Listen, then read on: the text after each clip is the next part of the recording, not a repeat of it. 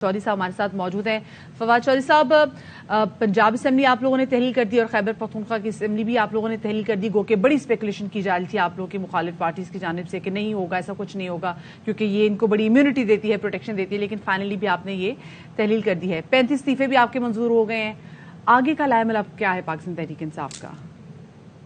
लेकिन जी हमारा लाएमल तो बड़ा वाज़ेह है, हम तो आम इंतखाबात की तरफ जाना चाहते हैं। जी जी। अब एपी की असेंबली और उसके बाद ये जो इन्होंने किया है पंजाब की असेंबली पहले तहलील हो गई है और जो कल इन्होंने किया रेजिग्नेशन जो सेट किए हैं, तो उसके बाद आप समझें कि तकरीबन मुल्क के 60-61% मुल्क जो है वो इलेक्शन की तरफ जो है वो जाएगा अगले 90 दिनों में।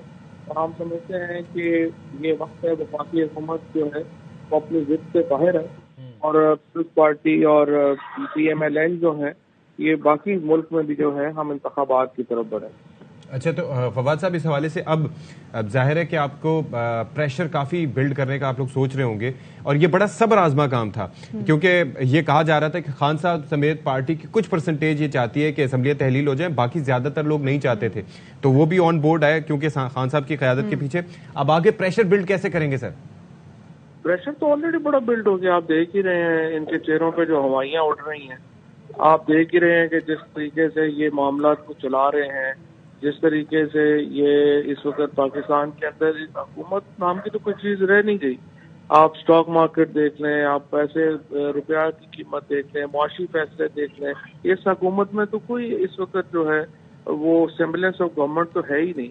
तो ये तो बौखलाए हुए हैं। तो ये आखिरी दिन है, इंशाल्लाह के मेरा ख्याल 10 से 15 दिनों में वफाकी हुकूमत से भी हमारी जान छूट जाएगी। चले अच्छा फवाद चौधरी साहब, वैसे आपने बड़ी स्टेटमेंट दी है कि 10 से 12 दिनों में वफाकी हुकूमत से जान छूट जाएगी, लेकिन मुझे बताएं कि जैसे एक दिन पहले आप लोगों ने कहा था कि आप कौमी असेंबली वापस जाएंगे और फिर the president will ask the prime minister कि वो एतमाद का वोट लें, लेकिन बिल्कुल दूसरे दिन ही पूरा का पूरा पांसा ही पलट दिया, पूरी की पूरी बिसात पलट दी।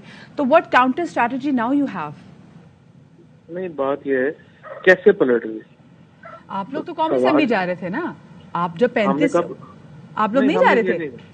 नहीं, देखिए आपने फिर बयान गौर से नहीं सुना। अच्छा, हम लोग कह रहे हैं कि लीडर ऑफ द अपोजिशन और पार्लियामेंट्री लीडर और पब्लिक अकाउंट्स कमेटी, ये 3 ओहदे जो है वो PTI को दें। अब भी ये जब तक 70 और इस्तीफे कबूल नहीं करते, PTI will remain the largest party in opposition और आपको ये तीनों ओहदे अब भी PTI को देने पड़ेंगे।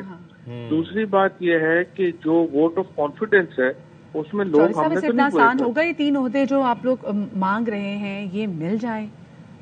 तो कानून तो यही है ना। अच्छा, अब अगर आप बिल्कुल ही आइन यहाँ तो आइन कानून की ना परवाह करें फिर तो गलत बात है। कानून ये कहता है कि जो नंबर ऑफ मेंबर जिसके साथ होंगे सबसे ज्यादा अपोजिशन के वो लीडर ऑफ अपोजिशन होगा और इसी तरह से पार्लिमानी लीडर है। तो इस वक्त हमारे 70 MNAs हैं और 70 MNAs के साथ PTI लार्जेस्ट अपोजिशन पार्टी है। अब वो नेक्स्ट स्टेप के तौर पर इनके इस्तीफे भी मंजूर करने की करते हैं कोशिश या कर लेते हैं, फिर तो कर दें।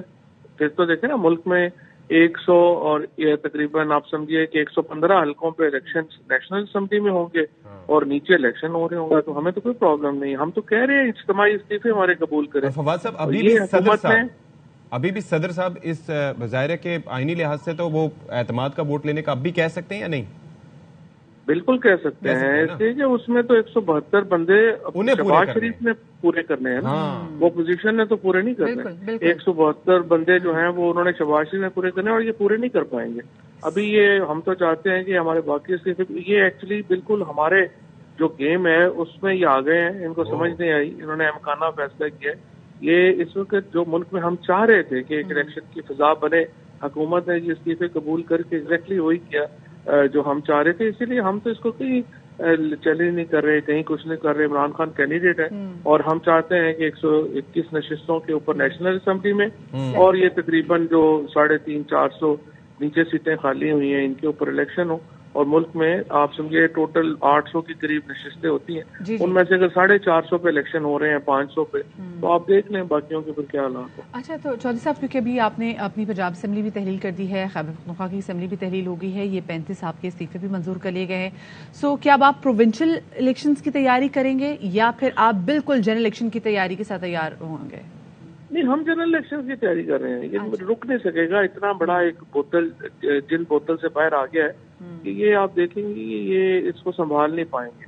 آپ دیکھیں نا، یہ ہے بھی بات ہے امکانہ. ابھی ہم کوئی 45 ارب روپیہ خرچ کریں ان 600 سیٹوں کے لیے، اور پھر 4 مہینے بعد پھر 300 سیٹوں کے لیے 50 ارب روپیہ خرچ کریں. تو قومی خزانے میں ہے کیا جو خرچ ہو جائے گا؟ ہاں نہیں، اتنا تو اتنے ہوتے ہیں، لیکن اس سے یہ دیکھیں دوسرا یہ اسٹیبلشمنٹ کی اس بحران کی ذمہ داری اسٹیبلشمنٹ کے غلط فیصلوں کے اوپر ہے، اور ان کو چاہیے کہ اپنے فیصلے جو ہیں ان کو ریویو کریں اور ملک کو اسٹیبلٹی دیں. یعنی کہ اب بھی آپ چاہتے ہیں کہ ریویو کریں، مطلب وہ رضامندی ظاہر کریں گے اب بھی ریویو کرنے کی؟ نہیں، وہی تو میں کہہ رہا ہوں نا، یہ ملک کے لیے کرنا ہے. آپ نے سب سے زیادہ ہم تو ملک ہے نا، ہمارے لیے آپ کے لیے ملک ہوگا تو باقی ساری چیزیں جو ہیں وہ للے تللے جو ان کے چل رہے ہیں حکومتوں کے، اور یہ ان کے تبھی جو ہے یہ اچھا ایک چیز پہ روشنی ڈالیے گا. آپ کو پتا ہے کہ اس وقت معاشی صورتحال کیا ہے؟ روپیہ ڈپریشیٹ ہو رہا ہے. ابھی کہا جا رہا ہے کہ 50 روپے مزید اس حوالے سے اسپیکولیشن کی جا رہی ہے کہ مزید گر سکتا ہے. اوور آل کموڈیٹیز کی کیا پرائسز ہیں، انفلیشن کس حال میں ہے؟ IMF بات نہیں سن رہا، وہ کہہ رہا ہے کہ ہماری شرطوں کا نفاذ کیا جائے. ایسی صورت میں اتنی سیاسی بدنامی اٹھانے کے بعد آپ کو لگتا ہے کہ وہ آسانی سے ابھی حکومت چھوڑ دیں گے؟ اگر نہیں چھوڑیں گے تو it will further go down. Pakistan میں آپ مارشل لا لگا لیں، یا پاکستان میں آپ انٹرم گورنمنٹ بنا لیں، پاکستان میں اس گورنمنٹ کو لمبا کر لیں، یہ کوئی بھی پاکستان کے مسئلے کا حل نہیں ہے. پاکستان کے مسئلے کا حل ایک سٹیبل گورنمنٹ ہے جو الیکشنوں کے ذریعے آئے گی. لیکن فواد صاحب اگر لیٹ سے کہ آپ کی ابھی چلے جاتے ہیں الیکشنز میں اور آپ کی حکومت آتی ہے تو عوام آلریڈی پسے ہوئے سسکے ہوئے تڑپ رہے ہیں، ان کو فوری ریلیف چاہیے. اب IMF کے پاس لازمی جانا ہوگا تو آتے ساتھ ہی تو پھر آپ بھی تو ریلیف نہیں دے پائیں گے عوام کو. 2018 میں بھی جب ہم آئے تھے تو پہلے کچھ مہینے تلخ تھے، لیکن ہم نے اس کو سنبھال لیا تھا اور ہم نے پاکستان کو 6% گروتھ ریٹ کے اوپر لے کے گئے. 55 لاکھ نوکریاں پاکستان میں پیدا ہوئی اور ہم ایک سٹیبل اکانومی تھے. کووڈ جیسے قیامت کے باوجود، لوکسٹ کے باوجود ہم نے بڑا مقابلہ کیا تھا. انشاءاللہ اس بار بھی جو ہے وہ ہم اس اکانومی کو سنبھالنے کا، صرف PTI کے علاوہ کوئی اور اس اکانومی کو سنبھال ہی نہیں سکتا. اصل سیاسی استحکام جو ہے وہ پہلی شرط ہے اس کی. چلیے ٹھیک ہے، بہت شکریہ جی. سینئر رہنما پاکستان تحریک انصاف فواد چودھری صاحب ہمارے ساتھ موجود تھے.